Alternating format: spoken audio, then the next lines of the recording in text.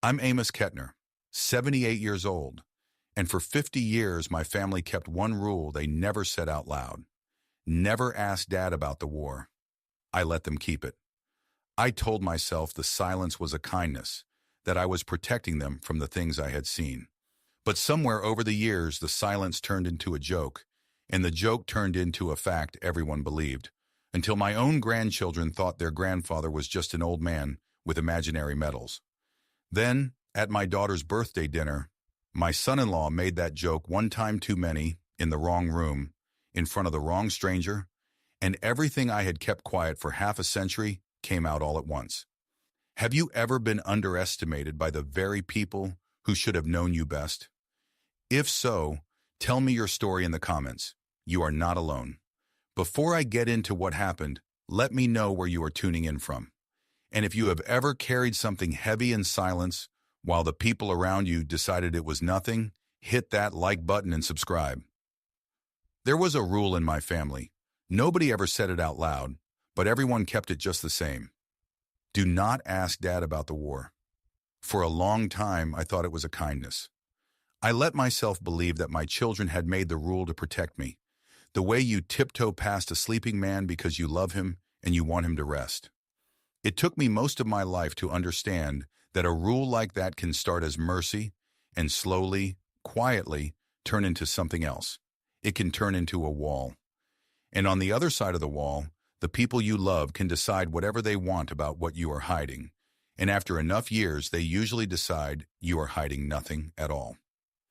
Let me tell you about myself, and then I will tell you about the night the rule broke.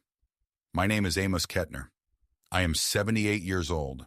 I was born in 1948 in a small town where the biggest building was the grain elevator and the second biggest was the church. I enlisted in the United States Army in 1966 when I was 18, and I stayed in for 30 years, and I came home for good in 1996. In between, I did a great many things I have spent the rest of my life not talking about. Some of them I could not talk about. Most of them I simply would not. I was married for 47 years to a woman named Marion, who was the only person alive who knew the whole of me. She passed in the spring of 2019, and when she went, the last person who knew the true shape of my life went with her. After that, I was, as far as my family could tell, just an old man with a truck and a toolbox and a lot of stories nobody had ever actually heard him tell. Marion knew, because Marion was there for the worst nights, the ones in the first years home when I would come awake with my hands around nothing and my heart going like a hammer, and she would put one hand flat on my chest in the dark and say my name, just my name, Amos, until the patio went back to being a bedroom. She never asked me to explain those nights.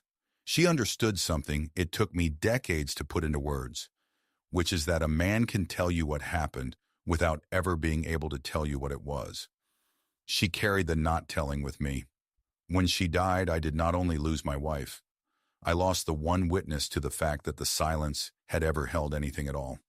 After the funeral, my son-in-law told a cousin that at least now I would have less to worry about, being on my own. He meant it kindly, I think. He had no idea that the woman we had just buried was the last person on earth who knew who I was. There is a photograph on my mantle of Marion at 24, laughing at something outside the frame. I talked to it more than I would admit to anybody but you. For a long time, it was the only face in the house that knew me. I live in a mid-sized town now, 20 minutes from my daughter Ellen and her husband Rory and my 2 grandchildren. I moved here to be close to them after Marion died. It was the right thing to do, and I do not regret it, even after everything. Family is family. You go where they are. On the Saturday, I want to start with, I was fixing the gate on Ellen and Rory's back fence. It had been sagging for a month. Rory had told me twice that he was going to get to it, and I knew what that meant, so I came over with my tools, and I got to it myself. It was a small job. A new hinge, a little planing, a couple of screws driven true. I was on my knees in the grass with my old hands doing the work my old hands still know how to do, and up on the deck, Rory was drinking a beer and talking to the neighbor over the fence. I heard him say it. He did not lower his voice because it did not occur to him that he needed to. He said, "That is my father-in-law. He likes to keep busy with his little projects. Keeps the old fella out of trouble. Little projects. I had built 2 houses with these hands. I had rebuilt an engine block in a monsoon with a flashlight in my teeth. But I said nothing.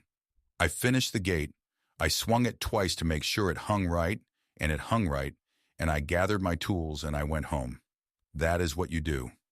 I want to be fair to Rory, at least at the start of this, because a story where the other man is only a villain is a story I do not believe. Rory is not a cruel man in the way that word usually means.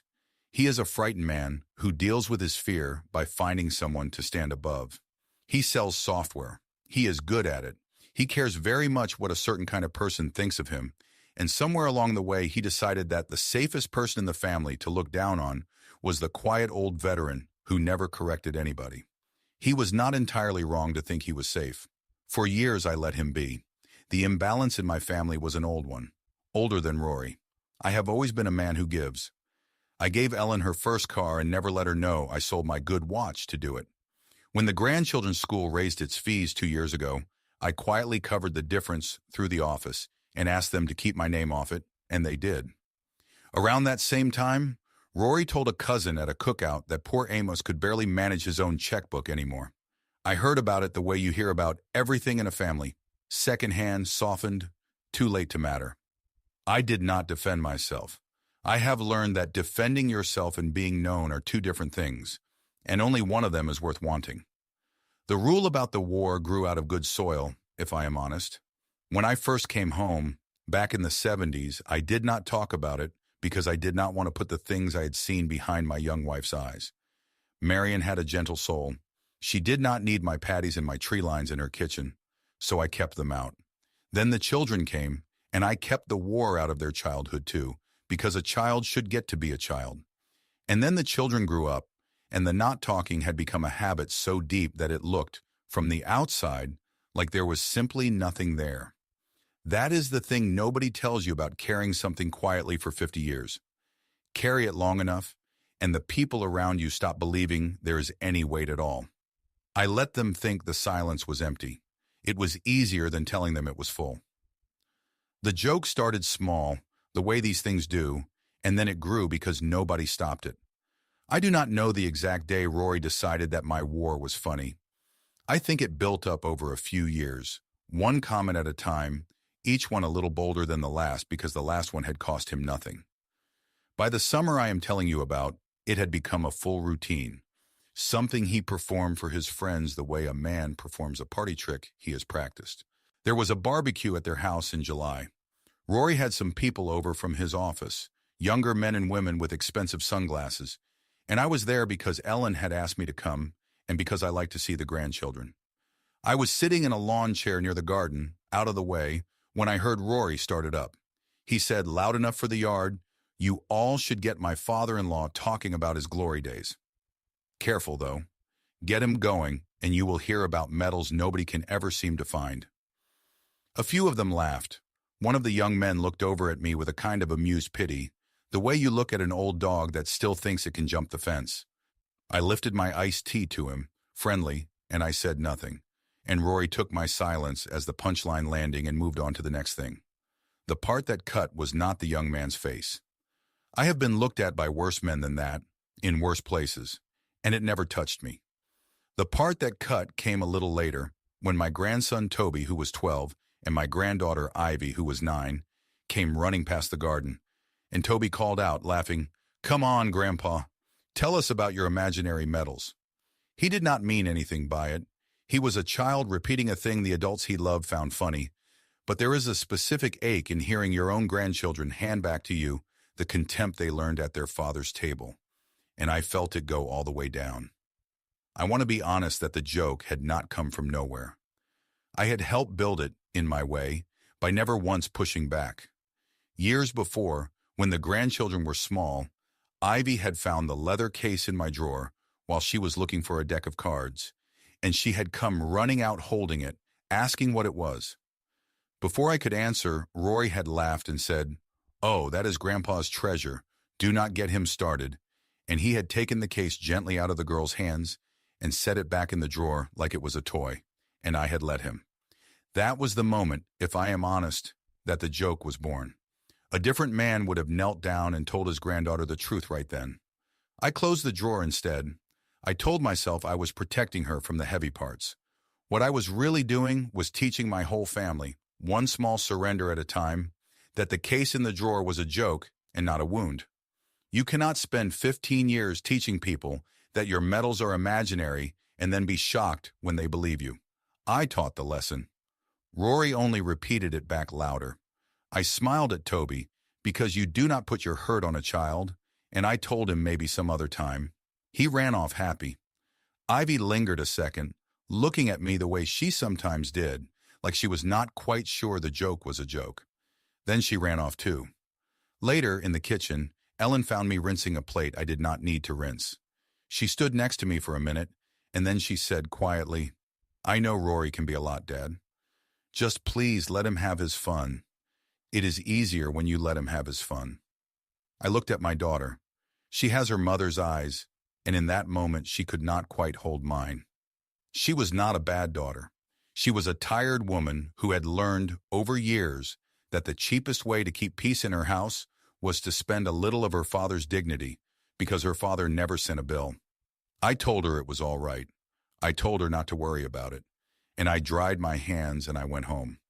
That night I did the thing I did more often than I would ever have admitted. I went to the bottom drawer of my dresser, under the folded undershirts, and I took out the flat leather case. I opened it. Inside, on a bed of faded velvet, was a pale blue ribbon dotted with white stars, and hanging from it, a small gold star of its own. I looked at it for a while in the lamplight. I did not take it out. I did not put it on. I just looked at it, the way you look at a photograph of people who are gone, and then I closed the case and put it back under the undershirts and closed the drawer. I want you to understand something about that medal because it matters for everything that comes after. When I look at it, I do not see myself. I have never once seen myself.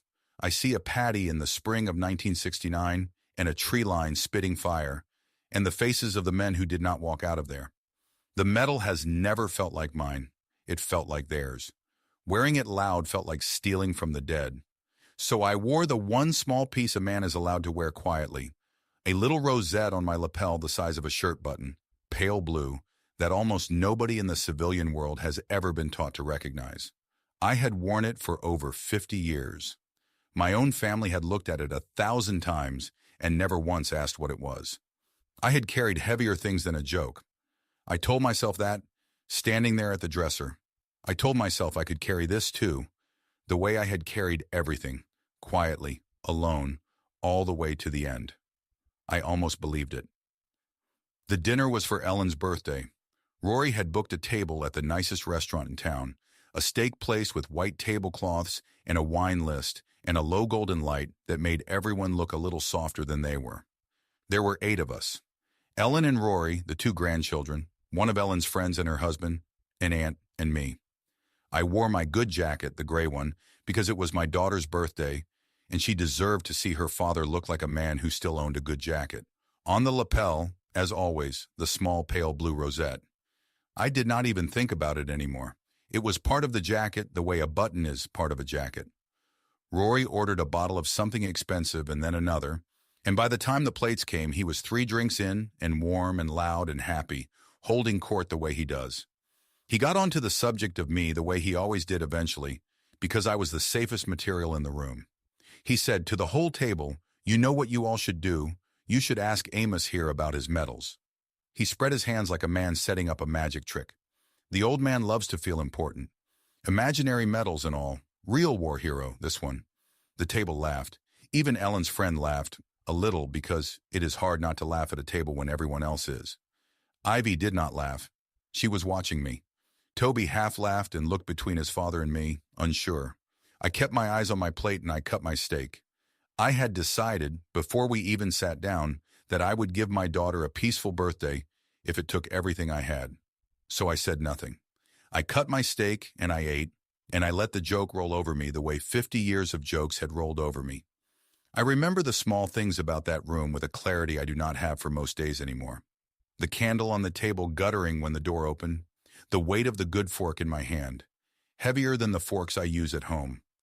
The sound of my daughter's laugh, which is her mother's laugh, in which I would sit through 100 of Rory's jokes to hear.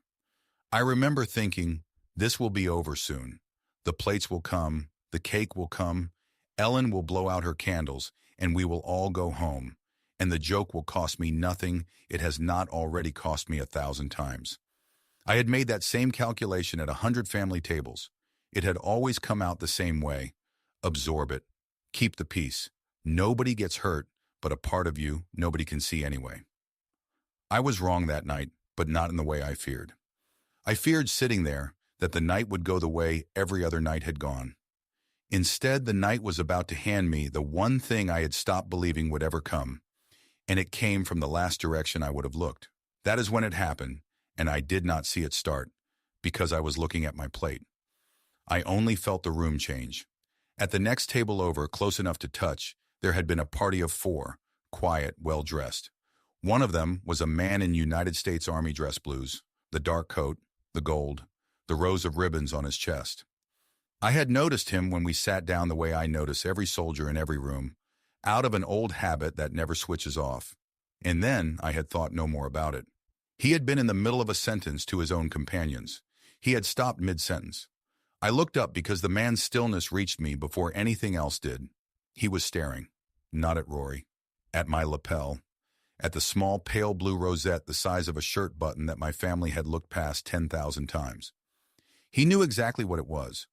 I had worn that little blue pin for 50 years the way you wear a scar.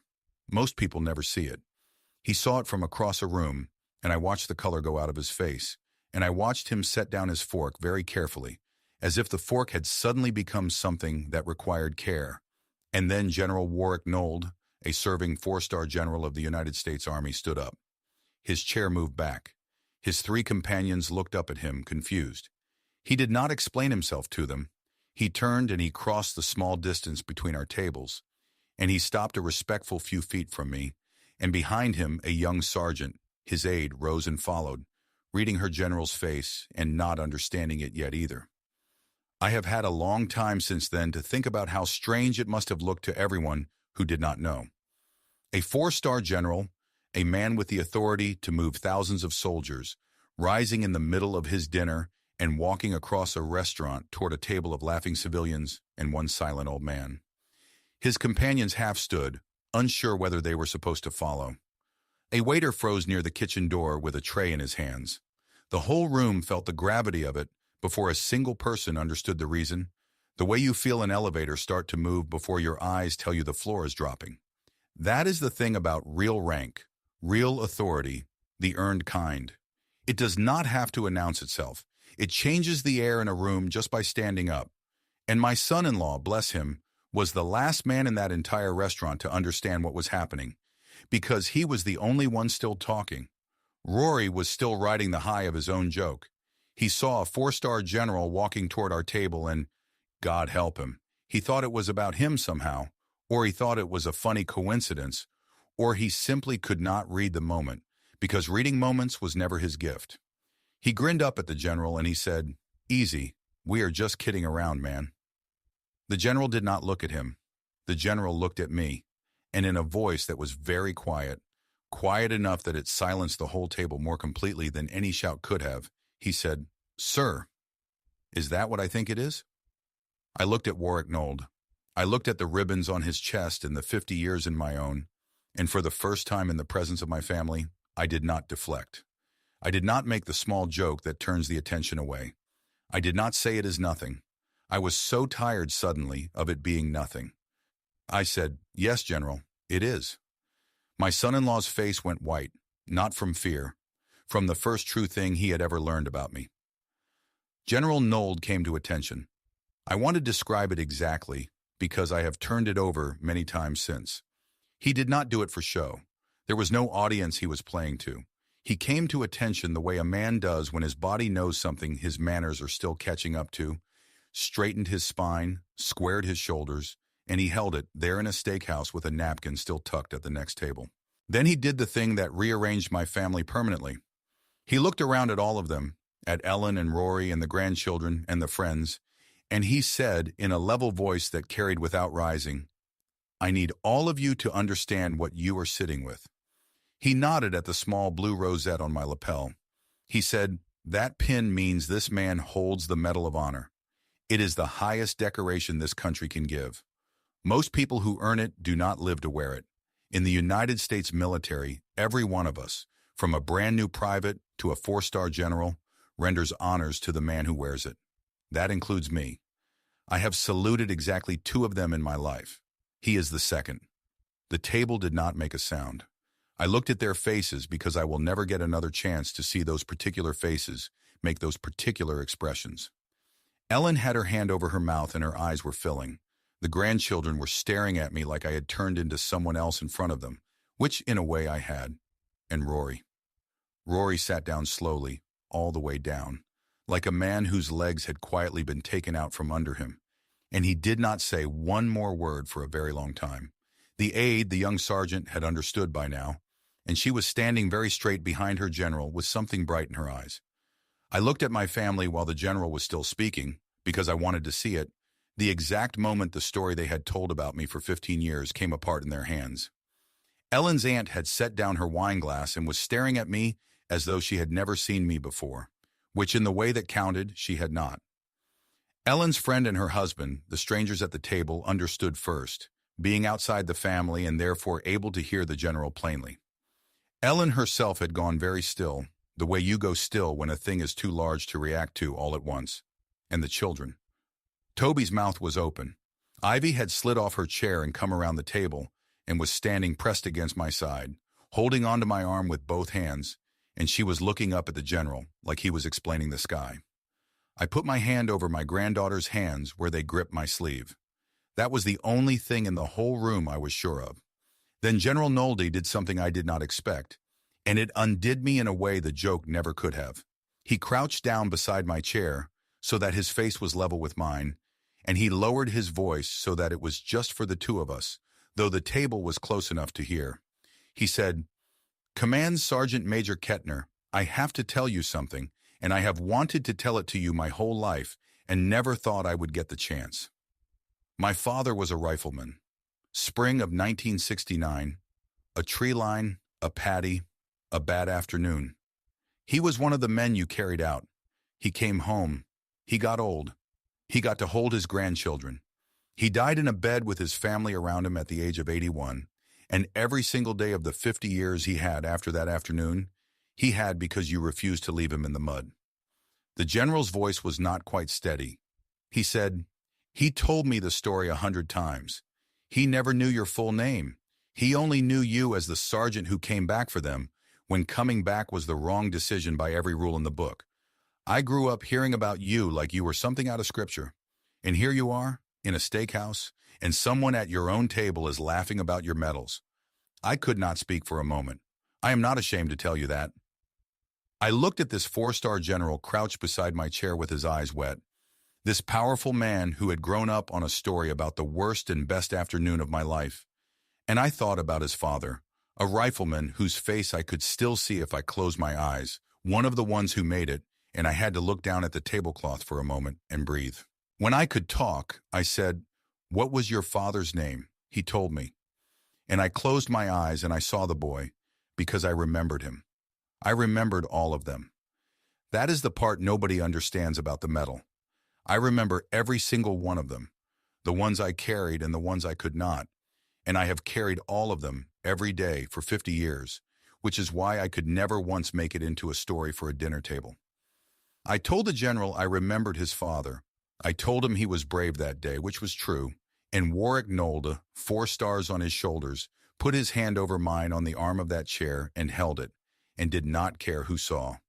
I found out later how much of a coincidence it was not, and how much it was. The general had not come to that town looking for me. He had been passing through, on his way from one post to another, and had stopped for a meal because his aide knew the restaurant. If we had been seated one table farther apart, if I had worn a different jacket that did not have the rosette on the lapel, if my daughter had chosen a different night for her birthday, none of it would have happened, and I would have gone on being the old man with the imaginary medals until they buried me. I have thought about that a great deal. A whole life can turn on a table assignment and a small blue pin the size of a button. I do not know what to make of that except to say that after the things I have seen, I stopped believing that anything is entirely chance, and I have not started believing it again. What I do know is that the general could have rendered his honors quietly. He could have leaned over and said his piece to me alone and spared my son-in-law the public undoing. He chose not to. He chose to say it to the whole table, in a clear voice, and I understood why. Some lies need to be corrected in front of the same people who watch them stand. He was not humiliating Rory. He was setting the record straight in the room where the record had been written wrong. The medal never felt like mine. It felt like theirs, the ones who did not get old. Wearing it quietly was the only way I ever found to carry it. But sitting there, watching a son learn that his father's whole long life had been a gift I helped give, I understood for the first time that the silence had a cost I had never counted. My own family had never gotten to know the man the general's father knew. I had kept them safe from my war, and in doing it, I had kept them from me. The general did not stay long. Men like that never can. Before he left, he wrote something on the back of a card and pressed it into my hand and told me he would be in touch and that it would be the honor of his life if I would let him. Then he came to attention one more time, and he saluted me, there in the restaurant, and I stood, old knees and all, and I returned it, because there are some things the body remembers no matter how many years you put between yourself and them. The whole restaurant was watching by then. Nobody laughed. A few people stood up. It was very quiet. Then he was gone, and my family and I were left at a table with the ruins of a birthday dinner and a truth none of them had ever suspected sitting in the middle of it like a stone. I drove home alone that night, by my own choice. I needed the quiet. But the next day, I did something I had never done in 50 years. I decided to stop protecting the lie. I called Ellen and asked her to bring the grandchildren by in the afternoon, just the children, and she did. I sat Toby and Ivy down at my kitchen table, and I gave them lemonade, and I told them the truth. Not the loud version, not the version with the fire and the noise, the version a child can hold. I told them that when I was young, a lot younger than their dad, I was a soldier in a faraway country, and that some of my friends got hurt, and that I helped carry them to safety, and that a few of them got to come home and grow old because of it. And I told them that the reason I never talk about it and never brag is that some of my other friends did not get to come home, and that it would not be right to make a fun story out of the day they did not. Toby was quiet for a long time. Then he said, "So the medals are real." And I said, "Yes, son, they are real, but that is not the important part. The important part is the men." Ivy climbed into my lap, which she had not done in 2 years, and she put her head under my chin and she said, "I never thought it was funny, Grandpa." I felt 50 years of something loosen in my chest. Rory came to the house that evening. I heard his car, and I met him at the door. He came in and he stood in my kitchen, and he could not find his footing. He tried anger first, because anger is easier than shame. He said, "Why did you let me do that?" "For years. You let me stand there and make a joke of you, and you knew. You made me look like a fool in front of a general, in front of my own kids." I let him finish. Then I said the truest thing I had ever said to my son-in-law. "I did not make you say it, son. I just stopped saving you from the sound of it." He did not understand at first, so I explained. I told him that for years I had absorbed his jokes so that they never cost him anything, the same way I had absorbed everything in that family, quietly, so no one ever had to feel the weight of what they said or did. And that at the dinner, for the first time, I had simply let one of his jokes land where he threw it, in the open, where a man who knew what my pin meant could hear it. That was not revenge, I told him. That was just me setting down a weight I had been carrying for him. He sat down at my table and put his face in his hands. My friend Leon Pretty called me that week. Leon is 79, and he was over there too. And he has been my friend at the Veterans Post for years, and he is the one man who talks to me straight. When he heard what had happened, he did not comfort me. He said, "Amos, I have told you for 20 years you should let your family know who you are. Not for you, for them. You robbed those kids of their grandfather so you could keep your war in a drawer. I know why you did it, but it was still a thing you did to them. Not just for them." Leon has a way of being right that leaves marks. He was right. I sat with what Leon said for a long time after we hung up. I had spent 50 years believing that my silence was the most generous thing about me. I had thought of it as a shield I held over the people I loved, taking the weight of my war onto myself so that none of it would ever fall on them. And there was truth in that. But Leon had put his thumb on the part I had never let myself look at.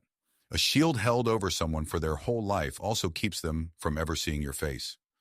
My grandchildren had a grandfather who fixed their fences and covered their school fees and never once told them a true thing about the largest part of who he was.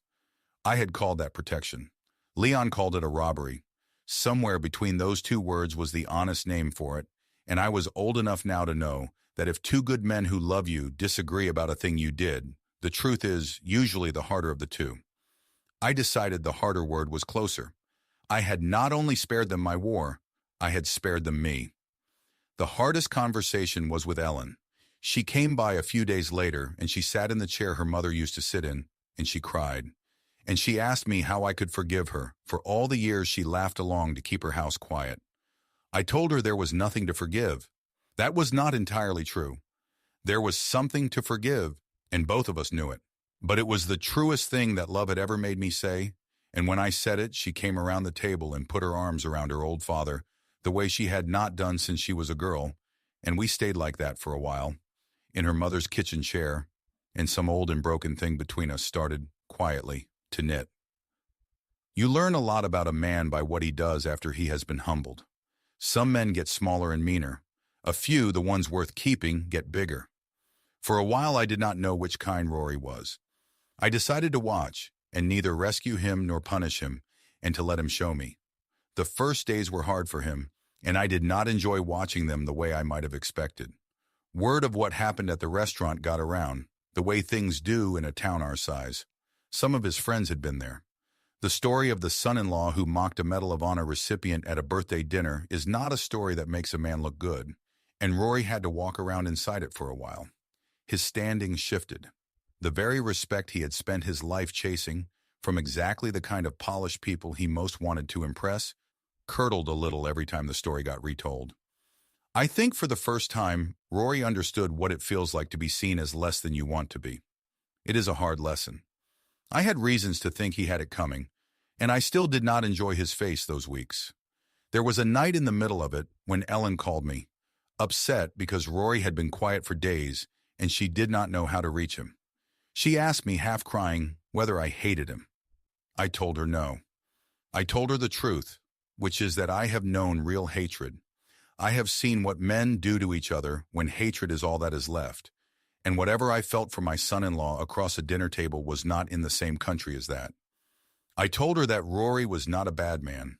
He was a small man who had just been handed a chance to become a larger one, and that most men never get handed that chance so clearly, and that the only question that mattered now was whether he would pick it up, and I told her to stop trying to fix it for him. She had spent years managing the space between her husband and her father, laughing at the right moments, smoothing the edges, and it had helped no one. I said, let him sit in it, Ellen. A man does not grow in a padded room. Let him feel the shape of what he did, and then let him decide who he wants to be. That is his work. You cannot do it for him, and you will only rob him of it if you try. It was hard advice to give my own daughter about her own marriage. But I had spent 50 years doing everyone's hard caring for them, and I had finally learned what it costs the person you carry. I was not going to teach my daughter to make the same mistake with her husband that I had made with my whole family. General Nold was as good as his word. A handwritten letter arrived at my house on heavy paper, thanking me again and asking whether I would consent to be recognized at the town's Veterans Day observance in November, where he intended to speak. He wrote that his father would have wanted him to. He wrote that a debt like the one his family owed mine should not stay in the dark. I set the letter on my kitchen table and looked at it for a long time. Being seen has never been a thing I wanted, but I was beginning to understand that my not wanting it had cost the people around me something, and maybe it was not only my choice to make anymore. There was a second letter in the same envelope, folded separately, and it was not from the general. It was from his aide, the young sergeant who had stood behind him in the restaurant. She wrote that she had joined the army because of stories like mine, that she had almost talked herself out of it a dozen times, and that watching a four-star general cross a room to render honors to an old man in a steakhouse had reminded her, on a week when she badly needed reminding, of what she had signed up to be part of.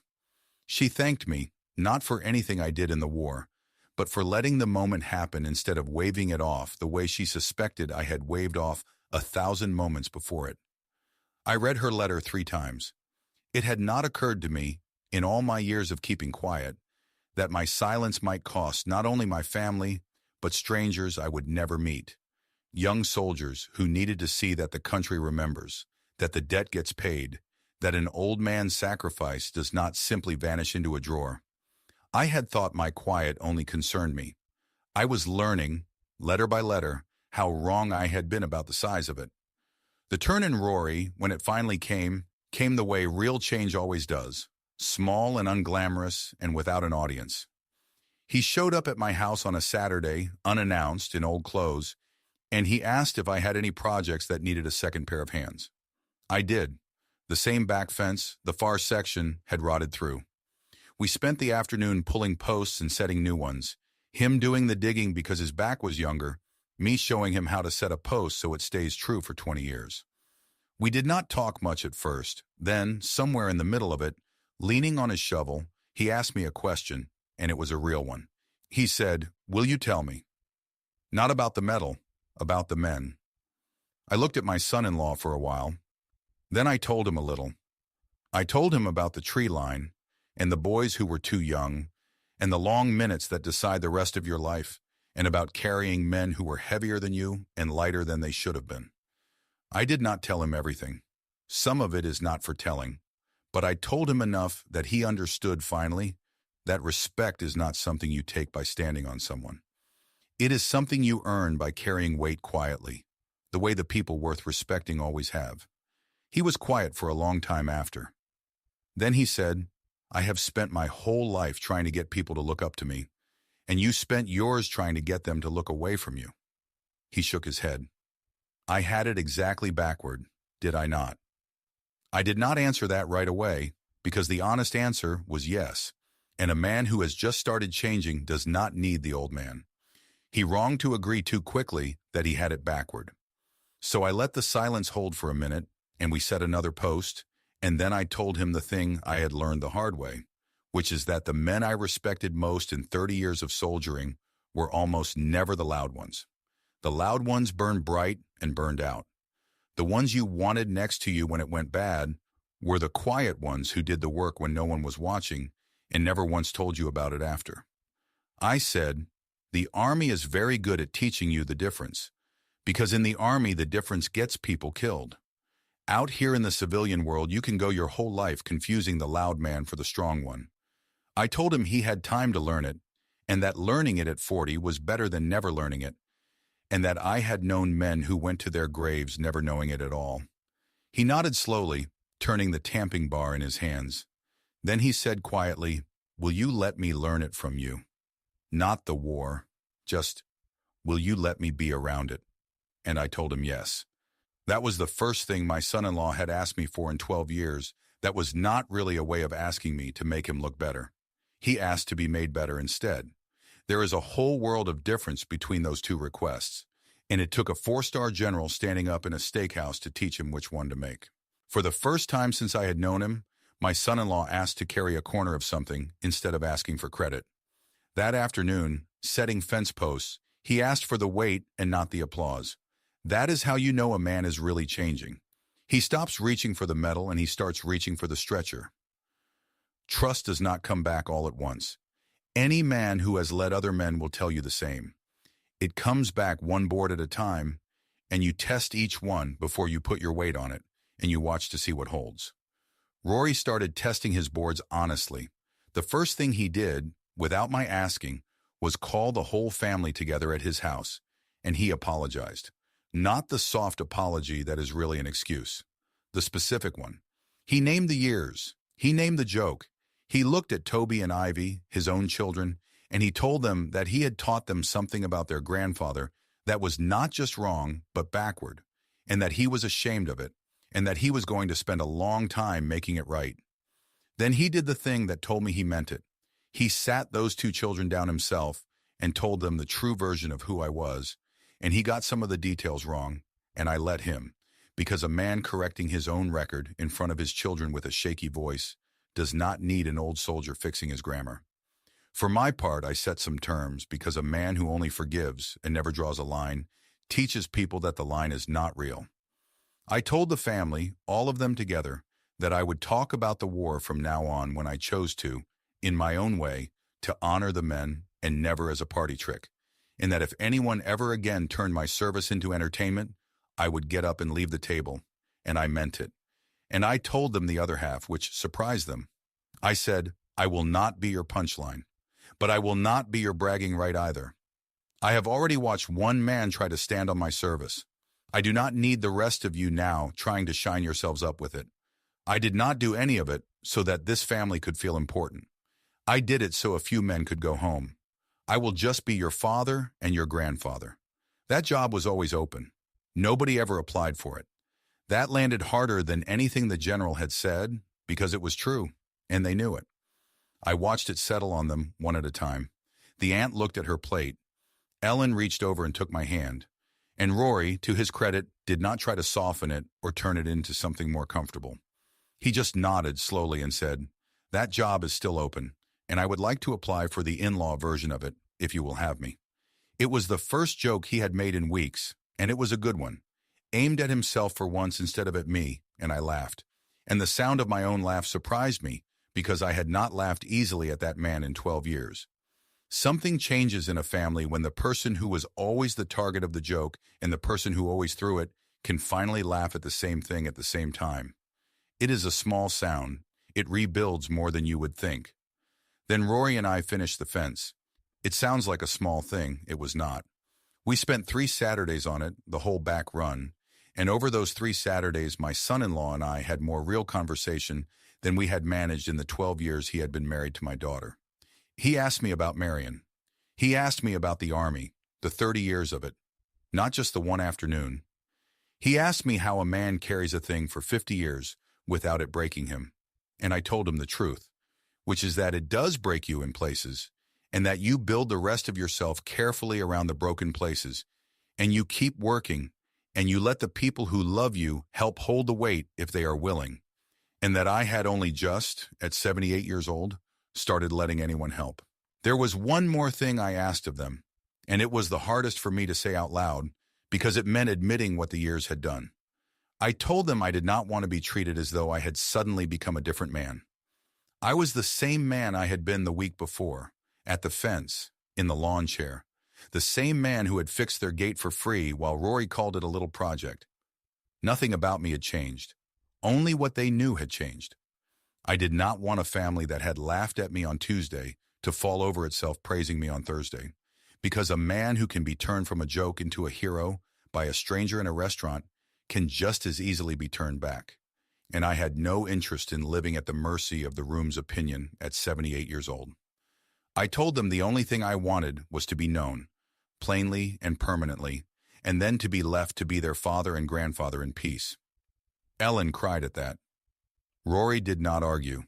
He said, understood, and he meant it, and I saw him mean it.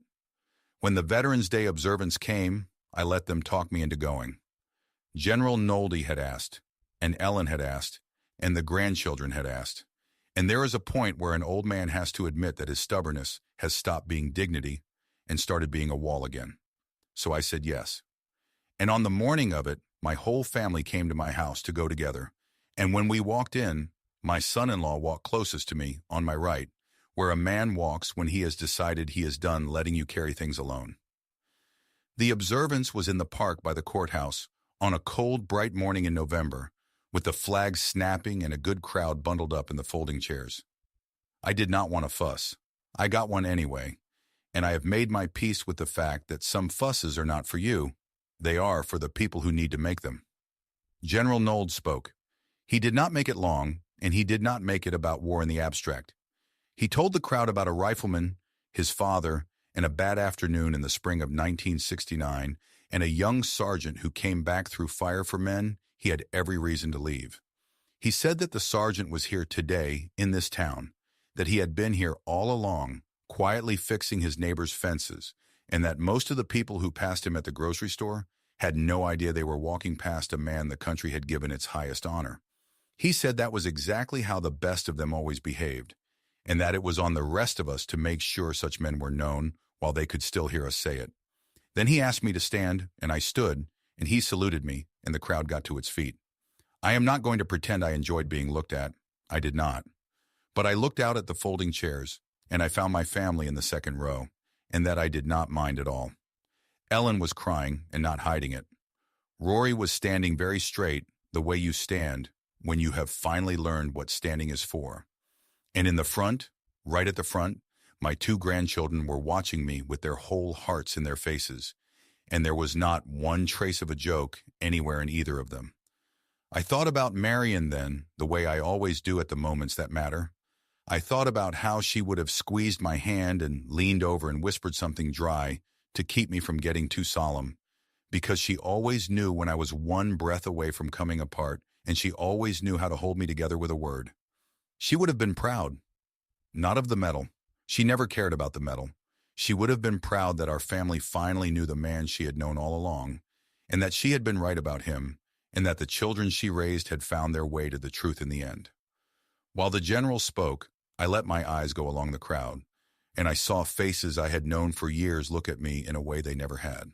My pharmacist. The man who runs the hardware store where I buy my screws. A woman from my church.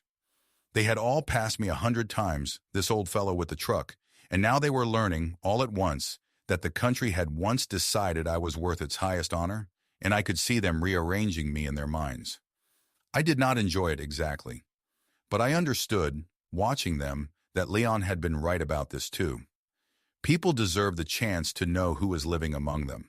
A town that does not know its old soldiers is a town that has quietly agreed to forget where its safety came from. I had helped it forget by keeping so quiet for so long, letting myself be seen that one cold morning was in its own small way a last piece of the same duty I had signed up for at 18. When it was over and I came down the steps from the little stage, my knees complaining the whole way, Ivy ran up and took my hand. She did not say anything clever. She just held my hand and walked beside me, 9 years old, proud of her grandfather, and Toby came up on the other side.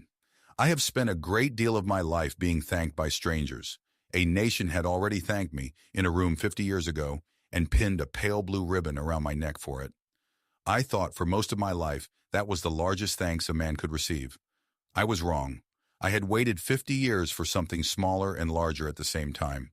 I had waited for my own family to finally know who was sitting at their table. The general saluted me at the podium. My granddaughter held my hand at the bottom of the steps. If you made me choose which one reached deeper, it would not even be close. I felt the second one more. Being recognized and being known are not the same thing. I had a lifetime of the first.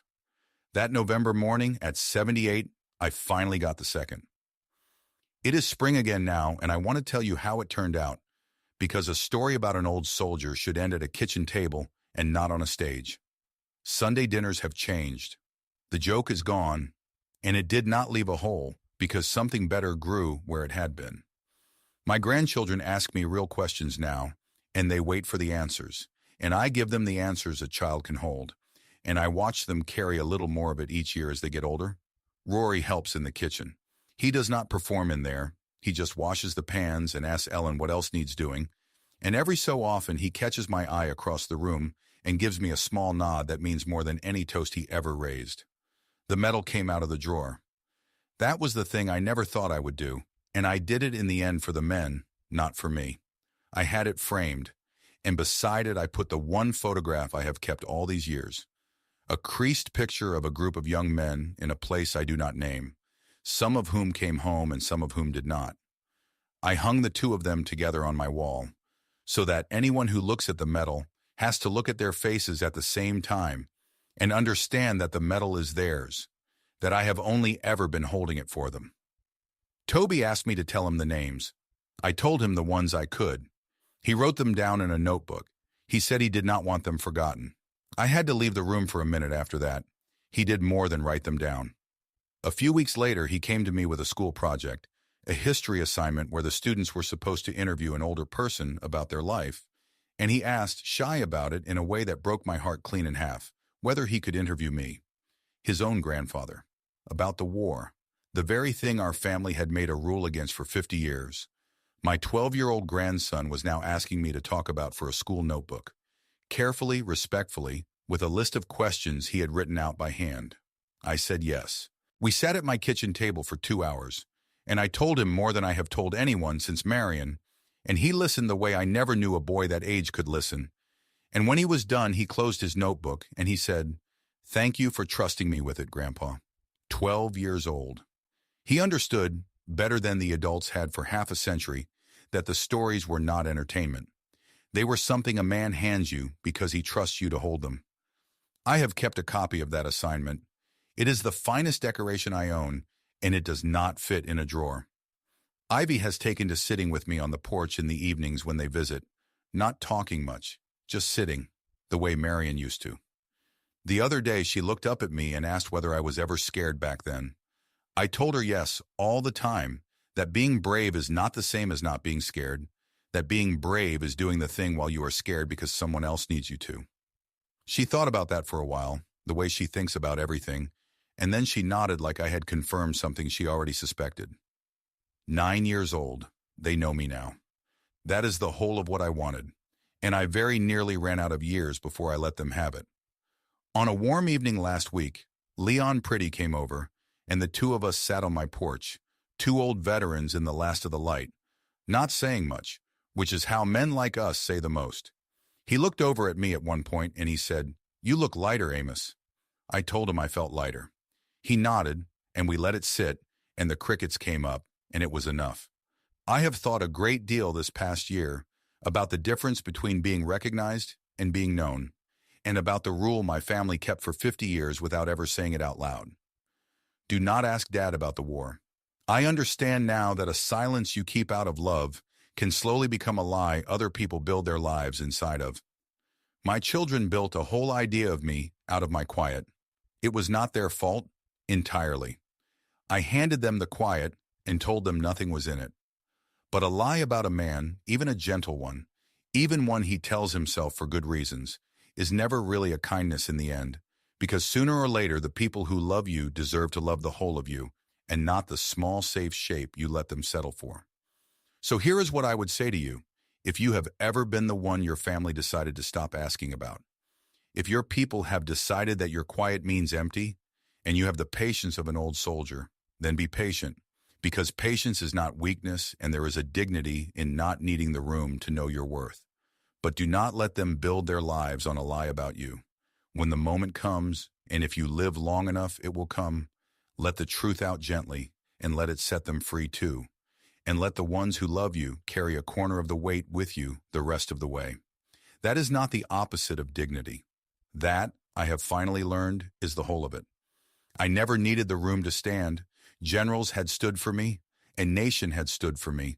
None of it was the thing I was missing. What I needed was for my own family to know me before I ran out of years. In the end, a 4-star general stood up in a steakhouse, and my grandchildren learned my name, the real one, the whole one. That was enough. That was everything.